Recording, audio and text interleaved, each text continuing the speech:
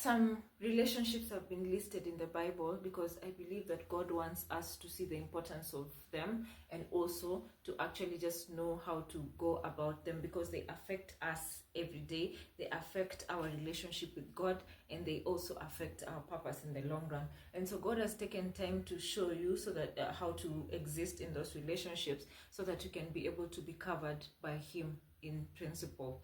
Now, the first relationship is a servant and a master. Servants have been asked to be loyal and to serve their masters, well.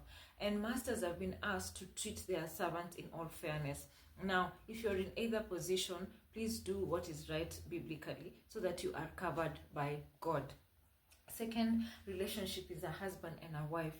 A wife has been asked to respect their husband, a reverential type of respect, because he is the head of a household and is your head. When God looks at your household, He looks at your husband and knows that when He gives him instructions, it will trickle down to you. Husbands have been asked to also love their wives as Christ loved the church. That's a super sacrificial way to love, because Christ literally, He just loves us for existing.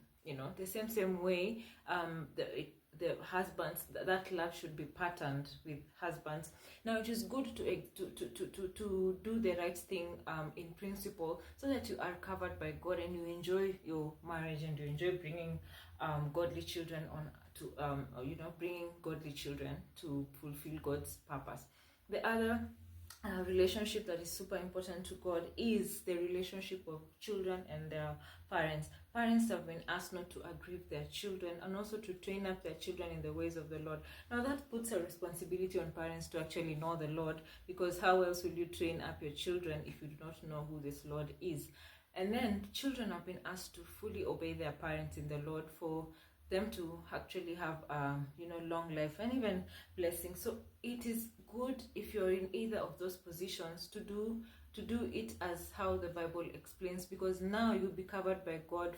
Some things that would have come your way wouldn't be, because now you're righteous. You are right with God and you are right with man. So righteousness is really just a cover for us, that we are shielded. When we're in righteousness, we are shielded from the harsh tricks and the harsh patterns of this world. So it is important to God, and it is also important to us to exist in godly principles in those relationships.